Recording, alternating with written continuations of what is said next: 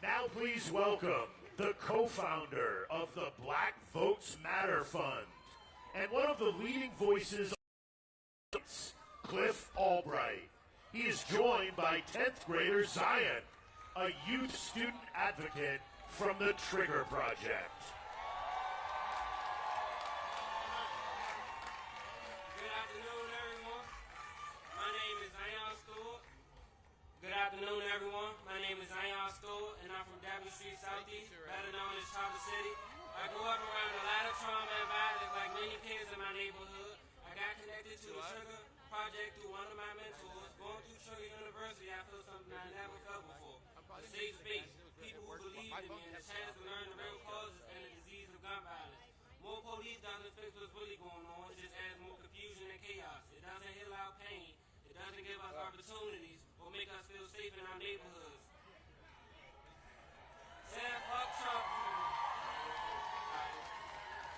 Saying fuck Trump or fuck ICE will be what he expects from me, but that's not what we need. What we need is prevention, support, and spaces where Black youth can thrive. If every home had the support it needed, if every community member was emotionally aware and mentally healthy, if schools didn't push us towards the prison pipeline, and if the city invested in me before the first time I was profiled, we wouldn't be here.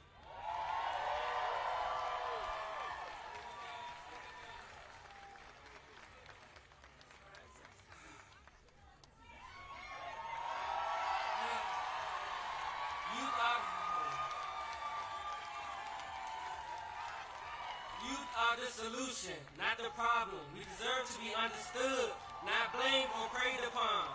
Free DC, we are prevention. Thank you.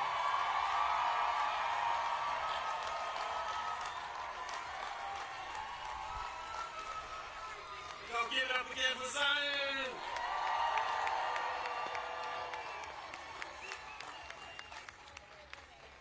Last time I was here, speaking at a rally like this, was 2021 for the Freedom Rise, when Black Voters Matter and dozens of other organizations organized for voting rights legislation, like the John Lewis Voting Rights Advancement Act and the For the People Act. This and H.R. 51 DC statehood. When I say DC, you say statehood. DC. DC. We organized for those voting rights because we knew that we'd be in a moment like this. A moment where we have a wannabe dictator and a do-nothing Congress trying to take away our voting rights, trying to cancel elections and purge voters from the rolls. We knew it was coming. Just this week, the Supreme Court heard a case that could put the final death blow to the Voting Rights Act. It could eliminate Black representation for Black communities, and it can create at least 19 seats that are currently protected by the Voting Rights Act would be eliminated by many of these red states. And this is happening at a time when we are seeing mid-decade redistricting in places like Texas and Missouri because we have somebody who wants to be a king. We have somebody who, just like he said to Georgia, go find me 11,700 votes. He's trying to tell these states, go find me 10 extra congressional seats, or 15 seats, or 20 seats. And this could create a permanent one-party rule at the expense of Black voters and Black communities.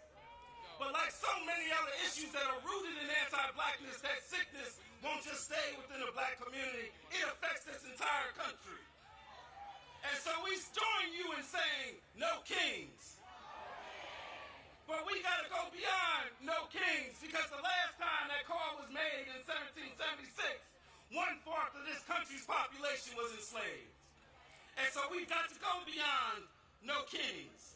We've got to recognize that they have used divide and conquer ever since that time in 76, or ever since 1619, to keep us divided, to divide those who were enslaved from those who were poor whites, to divide us from those indigenous brothers and sisters. They've been using that divide and conquer tactic, and they're still using it today to keep us divided, all of our communities.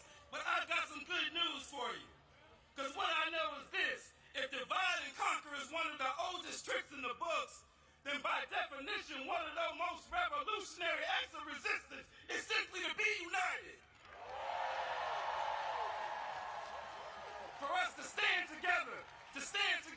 sing together, to laugh together, to fight together.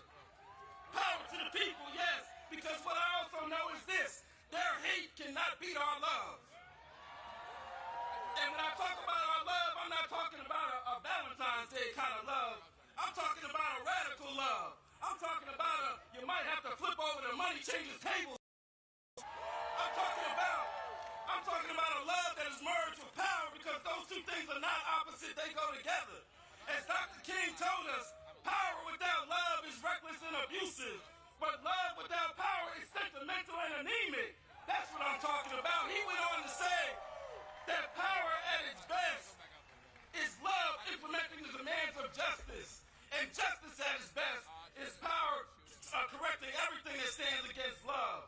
That's what we need. And when we have that kind of love and power, when we walk in that kind of love and power that sees all of our communities, from Vermont, from LA, all the way over to DC, especially Southeast DC.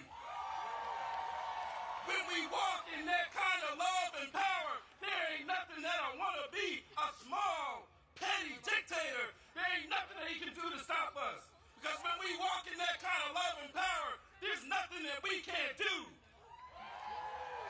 But we've got to believe we've got that power. Do y'all believe? Do you believe? Let me hear you say, I believe. Let me hear you say it with all your heart, from the depths of your soul. Say, I believe. Let me see you put a fist up and say it so loud that the wannabe small man in the White House can hear you say, I believe. And when we believe, then we will truly build the society that we want. And that society